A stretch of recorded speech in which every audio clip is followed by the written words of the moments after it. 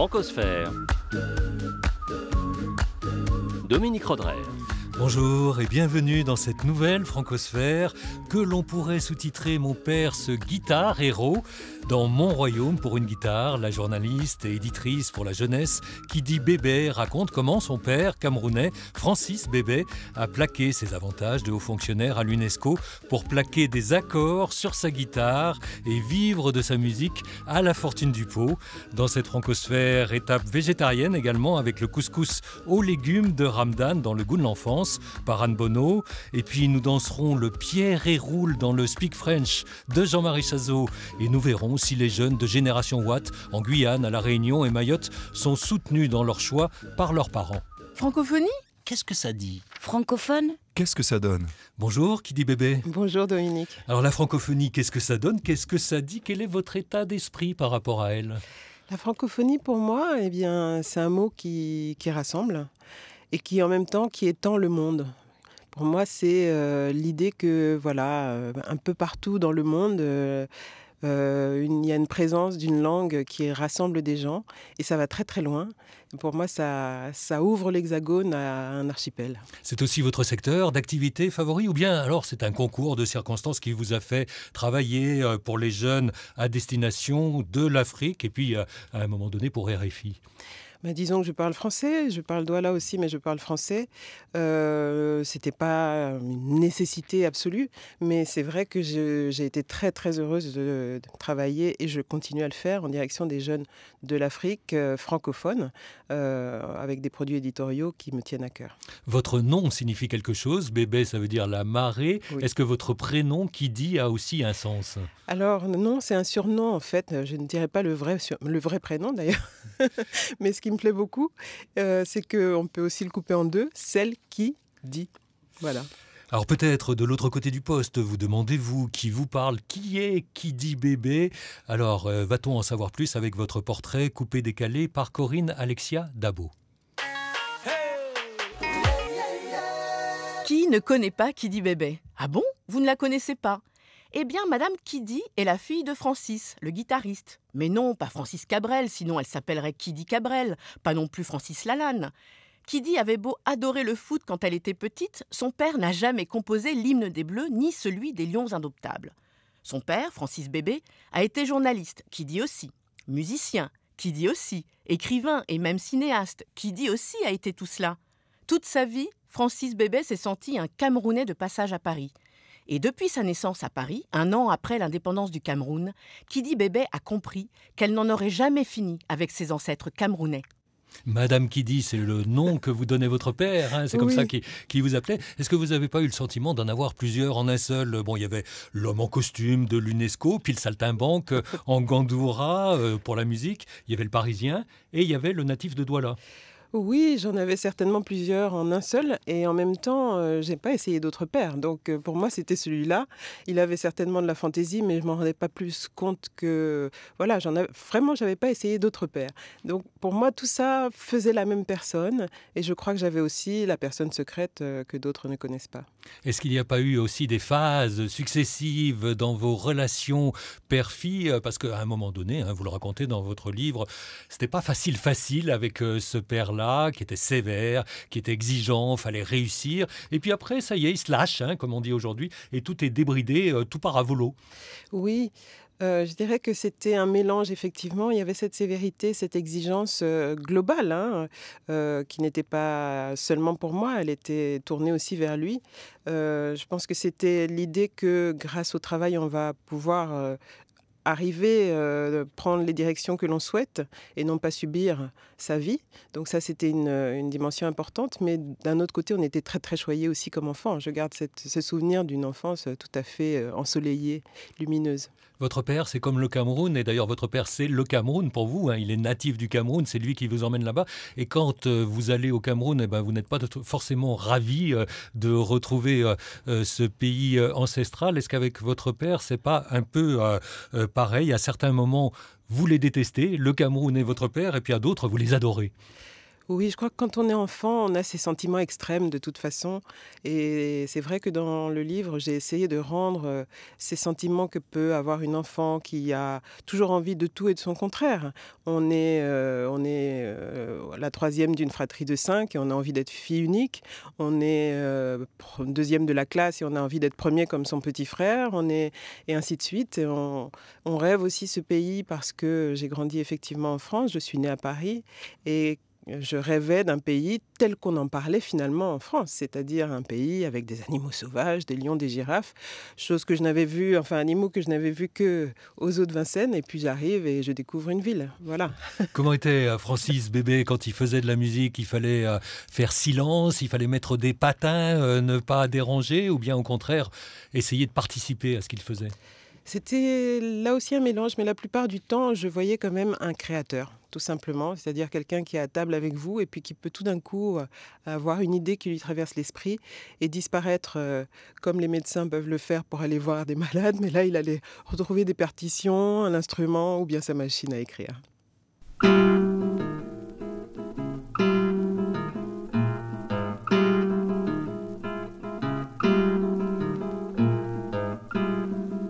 Écoute plus souvent les choses que les êtres.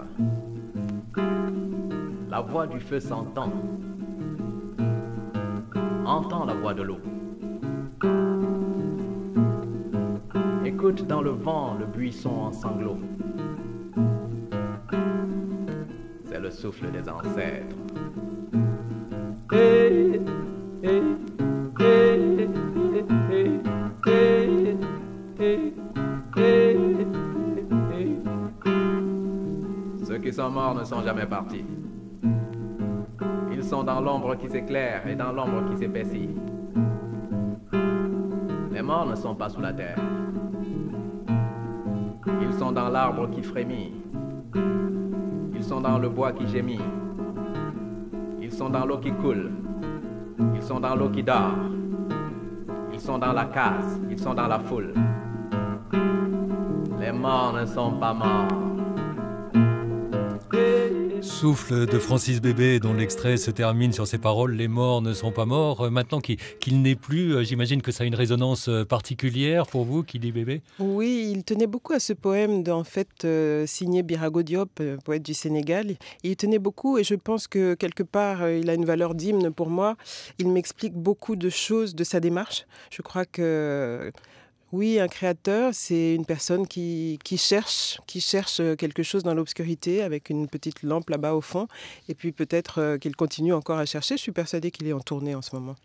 Dans votre famille, il y a aussi une double mort étrange dans sa coïncidence. C'est celle de vos deux grands-pères. Le pasteur, côté paternel, le géomètre, côté maternel.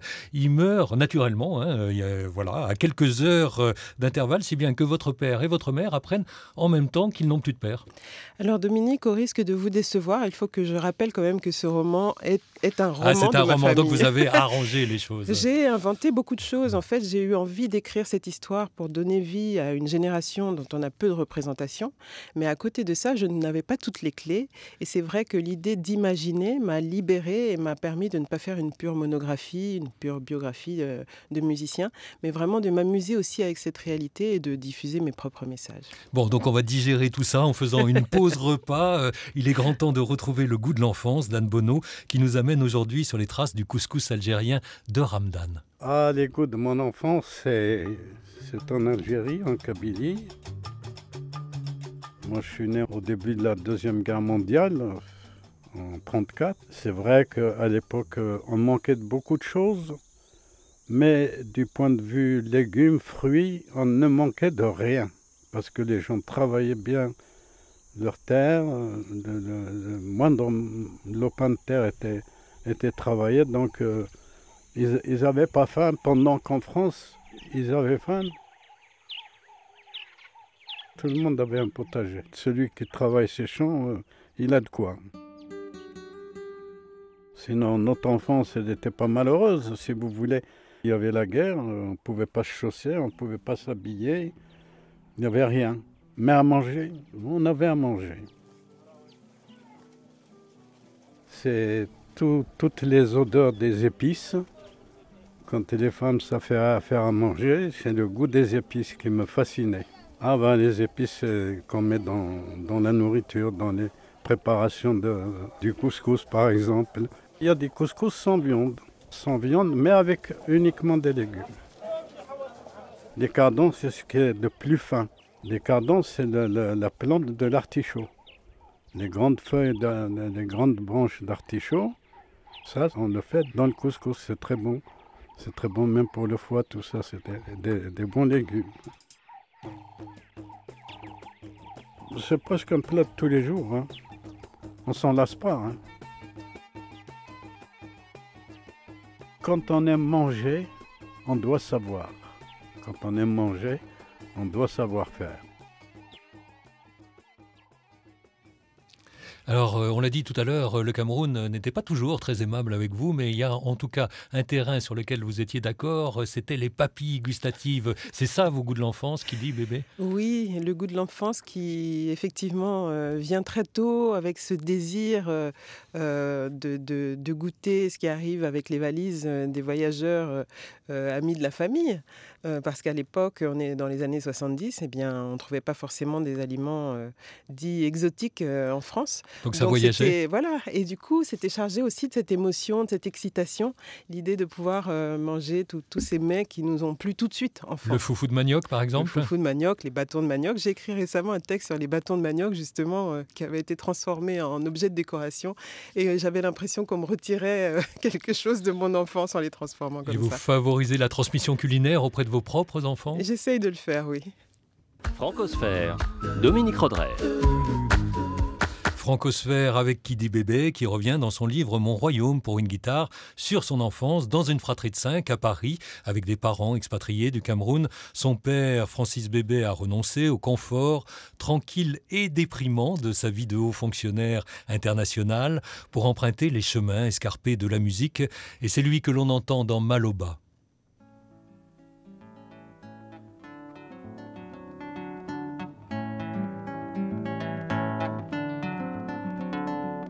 Bele yemo maloba abinda matitibu sibise wase Tony kaso abe atendutu mulema umabele tende maloba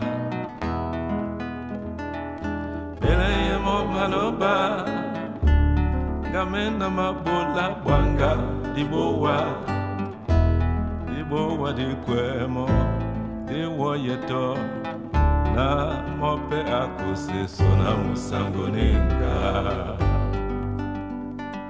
Eboki njembele asima dangwa Eboki njembele Bolo na mwese Diana lama Son binyo peyo mondede Qu'est-ce qu'il chante en Douala? Eh bien, il dit « Appelez-lui les dieux à ce garçon déprimé, à cet être qui a besoin qu'on le sorte de sa déprime. » C'est lui le déprimé? C'est une chanson pour tous ceux qui ne vont pas bien, mais je dirais, ça arrive parfois, on a envie d'écouter des chansons justement quand on ne va pas bien et qu'elles vous réconfortent. Voilà. Si vos parents vous ont appris le Douala, à vous, 5, à le parler, c'est qu'ils étaient convaincus de revenir un jour au Cameroun? Je crois qu'ils avaient effectivement ce projet-là au départ. Ils font partie de cette génération qui portait non seulement des ambitions familiales, mais aussi des ambitions collectives. Donc ils étaient censés retourner édifier leur pays. Et puis, c'est jamais comme ça que les choses se passent. La vie, c'est ce qui arrive quand on s'attendait à autre chose. Et voilà, la vie les a rattrapés, ils sont tombés amoureux. Il y a aussi la politique qui a contrecarré leur projet. Il y a la politique, il y a l'oncle Marcel, celui-là il a bien existé, voilà, était député, voilà. Était un ennemi du régime, et puis finalement il a été liquidé, on peut dire ça comme ça? On va dire ça, disons qu'il est mort des suites de son incarcération. Et effectivement, je crois que mes parents se sont posé beaucoup de questions sur ce retour, jusqu'à ce que, je crois, ce retour ait lieu de façon tout à fait symbolique, par la réappropriation par mon père d'une culture dont il avait été exproprié, et par son statut, je dirais, d'ambassadeur culturel avec sa guitare. Alors le Douala, c'est une des 250 langues du Cameroun. Ça veut dire que, par exemple, quand vous alliez aussi grandi à Yaoundé, il fallait passer par le français pour se comprendre avec les autres, ou quand même ces langues sont assez poreuses les unes aux autres? Moi, je comprends le douala, mais c'est vrai que je ne parle qu'avec les doualaphones, je dirais, et peut-être de plus en plus mal d'ailleurs avec le temps. Vous avez un accent français? Le français, disons qu'on a un accent, je dirais, de douala classique. C'est pas le douala de la rue, c'est un douala, une sorte de douala de serre, je dirais, parce qu'on était 7 locuteurs, donc voilà. Vous ne parlez pas le ladois, vous ne parlez pas le douala en verlan? Pas encore, il faudrait peut-être l'inventer. Nous restons au Cameroun avec notre séquence Sirtef. Dans le cadre de sa série Femmes battantes, en 2008, le Conseil international des radios et télévisions d'expression française, par le biais de la radio publique camerounaise, avait rencontré Justine Diffot, une universitaire mobilisée pour le droit des femmes. À 43 ans, cette femme arbore plusieurs casquettes. En plus de ses cours magistraux, elle est très impliquée dans la recherche. Mais Justine Diffot-Tuekam est avant tout un acteur qui compte dans la société civile en matière d'émancipation de la femme en politique.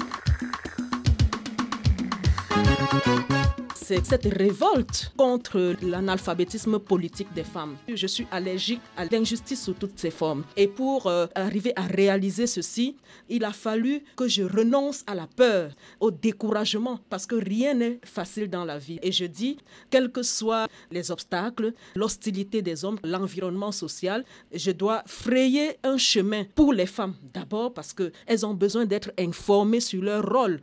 Je me bats pour que la parité transversale se reflète dans la vie économique, dans la vie sociale, dans la vie politique, dans la vie professionnelle des femmes. Cette musique du français par une Camerounaise avec des airs très roulés, ça vous rappelle quelque chose aussi, oui, bien j'imagine? sûr, mais là, je faisais moins attention à son accentuation qu'à son discours. Et je suis vraiment à 150 1000% à ses côtés. Et cette position d'infériorité, vous y avez été confronté pendant vos vacances d'enfants au Cameroun. Vos frères, alors on disait tout à l'heure pour le football, eux, ils pouvaient jouer au foot, tandis que vous, il fallait servir à la maison? C'est vrai que les rôles étaient assez répartis clairement entre les filles et les garçons. Et je ne crois pas que c'était vraiment une question d'égalité ou d'inégalité ou d'infériorité. C'est effectivement une idée transmise par la tradition, je dirais, de ce que chacun doit faire. Mais plus le temps passe et plus je vois qu'il y a aussi beaucoup de femmes africaines et camerounaises notamment très ambitieuses qui se moquent bien de ce que les hommes peuvent en penser. Alors une question d'usage aussi, non seulement le foot, c'était pas pour vous. Bon, c'est vrai qu'ici c'est pas tellement non plus pour les filles. Pour les filles, faut reconnaître. Mais par contre, il y avait quelque chose qui n'était pas pour vous non plus, c'était de manger des gésiers. Le gésier le gésier de poulet était une chose mystérieusement dévolue aux garçons. Je n'ai jamais très bien su pourquoi, et c'était effectivement l'irruption de traditions parfois camerounaises dont je ne savais pas ni le sens ni la raison, qui m'irritaient beaucoup quand j'étais enfant, en effet. Votre père a composé une chanson sur la condition féminine, Sisana. J'ai pas réussi à comprendre s'il prenait la défense des femmes ou s'il se moquait de leurs revendications. Je crois qu'il faut s'armer du fameux second degré pour essayer de décrypter ces chansons et mieux les accepter. Quand j'étais petite, je n'étais pas du tout capable de comprendre ce fameux second degré. Effectivement, sa chanson intitulée La condition masculine et celle sur Sisana qui raconte une sorte de divorce, raconte en réalité l'évolution de la société, le quotidien des relations entre les hommes et les femmes. Lui-même, il ne mettait pas tellement la main à la pâte dans le partage des tâches domestiques. Non, là pour le coup, on avait une maman qui élevait 5 voire 6 enfants, puisqu'on a aussi vécu avec une cousine, et qui était à 100% de temps dévolu aux enfants. Il a suffi que j'ai moi-même des enfants pour comprendre que c'était un travail en soi. L'égalité homme-femme, c'est un des thèmes traités dans le questionnaire Génération Watt. Mais aujourd'hui, Sandrine Weber a sélectionné une question sur le libre arbitre que les parents laissent ou non à leurs enfants. Alors, est-ce que tes parents te soutiennent dans tes choix? Non. Non, pas toujours. Oui, aussi. Ils ont toujours soutenu tout ce que je faisais. Ils m'ont toujours encouragée. Ah oui, à 200% par contre. Oui et non. Parce qu'à chaque fois, je fais jamais ce qu'ils veulent, ce que je fais, alors... Oui, mais c'est pas sans négocier, hein.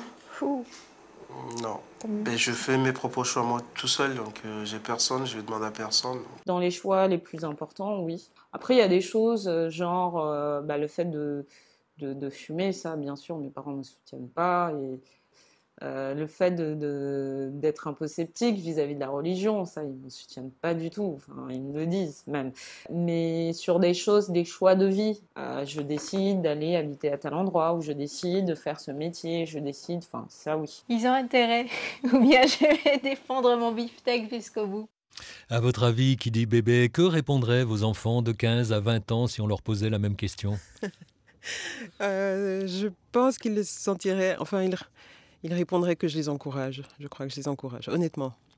Et vous, vous avez été élevé dans le fait qu'il fallait être de dignes représentants de la diaspora africaine, même pas camerounaise. Vous étiez des ambassadeurs itinérants de tout un continent. C'était pas un peu lourd? C'était très lourd. Les classes n'étaient pas aussi multicolores qu'aujourd'hui, ça c'est clair. Et c'est vrai qu'on était les Africains de notre immeuble, de notre rue, de notre quartier. Donc on était forcément une minorité visible et on avait en charge de, comme disent les rappeurs, bien représentés. Alors du coup, comment est-ce que vous qualifieriez l'éducation que vous avez reçue? Elle était stricte, elle était sévère, elle était ouverte, permissive? Elle était stricte, sévère, on était choyés aussi. Et puis surtout, elle était, je dirais, très, très, très, très riche de culture. Ça, c'est vraiment ce qui m'a ouverte sur le monde. C'était même pas tant de voyager à travers le monde, mais de voyager à travers la musique m'a permis de comprendre que le monde devait être extrêmement étendu. Et donc, de comprendre aussi que l'humanité avait ça en commun, la culture. Mais ce père rigoureux, est-ce que ça vient pas de sa propre enfance? Alors il était lui le 11e et dernier fils d'un pasteur. Sa mère meurt à la naissance. Du coup, il a dû s'élever tout seul, plus ou moins? Oui, à la fois s'élever tout seul et en même temps comprendre assez vite que les études peuvent être un tremplin. Il a eu la chance d'être un boursier, ce qui était relativement rare. Et je pense que tout ça a compté. Son frère aîné, sans doute aussi, a été un modèle pour lui. Marcel, donc, qui a fini en politique et puis a fini tristement, mais qui avant a été un médecin. Voilà, qui a été un médecin, chirurgien, diplômé de la faculté de Paris, sortant premier de cette université, de cette faculté. Donc voilà, un niveau d'exigence effectivement par rapport aux études, parce qu'on est dans une époque aussi où être africain, c'était, dans le discours colonial, être moins bien que cette civilisation qui vient s'imposer de façon très impérieuse et sévère. Et du coup, vous les poussez, les gamins? Vous avez toujours eu un œil sur les devoirs? J'ai un œil sur les devoirs. Je dirais que j'ai pas d'autres clés. C'est quand même pour moi une boîte à outils, les études jusqu'à maintenant. Mais je sais aussi qu'il faut bien d'autres choses dans la vie, une estime de soi, une capacité d'adaptation. Voilà. Je ne dirais pas à mes enfants, rentrez dans ce cadre absolument, mais essayez de vous enrichir le plus possible. Dernière séquence de l'émission, l'injonction hebdomadaire de Jean-Marie Chazot, Speak French, nous donne l'exemple du groupe Les Franglaises qui, pour se moquer, ont pris le parti de traduire littéralement tout ce qui vient de l'anglais. Quand Sylvie Vartan chantait « L'amour c'est comme une cigarette », la chanson originale américaine disait « Mon amour prend le train du matin ». Les adaptations en français sont rarement littérales car si on s'amusait à traduire mot à mot, on arriverait à des choses comme « I love rock'n'roll » devenant « J'aime le Pierre et roule ».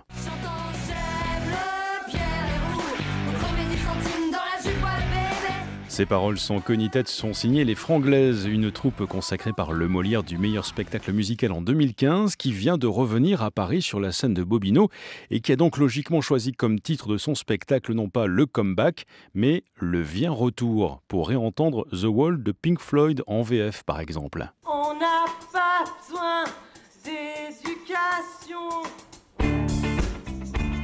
Une troupe qui n'a pas hésité à transformer le fameux Georgia on My Mind de Ray Charles en Georgette dans ma tête.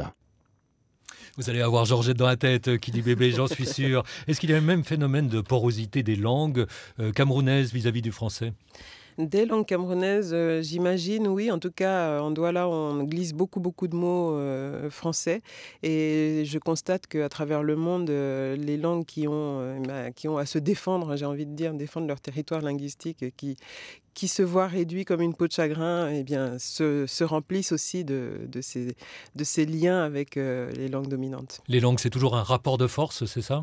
Non, je ne le vis pas comme ça. Je dirais que c'est dommage quand elles disparaissent, là, pour le coup. Mais je pense que c'est bien aussi de se mêler aux autres, tout simplement. C'est ça que ça veut dire. Est-ce que vous trouvez que le français se défend mal par rapport à l'anglais ?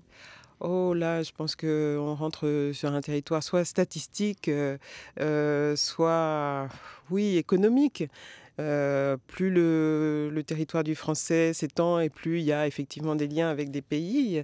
Mais je crois que culturellement, la France a de beaux jours devant elle, donc le français aussi, et toute la francophonie, pour le coup, les Africains qui en font partie aussi, ont beaucoup à dire dans le monde culturel. Votre oncle Marcel, très anticolonialiste, est-ce que ça l'amenait à une forme de rejet du français ? Là, franchement, je ne pourrais pas vous répondre, tout simplement parce que je ne l'ai pas connu, cet oncle. Il me semble que probablement à cette époque, on était heureux d'avoir une langue véhiculaire, pour le coup, mais qu'on était aussi sans doute heureux de s'ouvrir au monde avec plusieurs langues véhiculaires. Et votre père qui alternait les deux, en tout cas dans ses chansons, est-ce qu'il avait une aisance particulière, plus dans l'une que dans l'autre, plus dans le français que dans le douala ? Il donnait vraiment des concerts en anglais et des concerts en français, et il y avait toujours du douala, mais je crois que quand il écrivait en français, ça c'est clair. Merci Kidi Bébé. Je rappelle votre livre Mon Royaume pour une guitare qui est paru chez Michel Lafon. Merci également à Anne Bonneau, à Sandrine Weber, à Corinne Alexia Dabo, Jean-Marie Chazot et Nicolas Palcossian.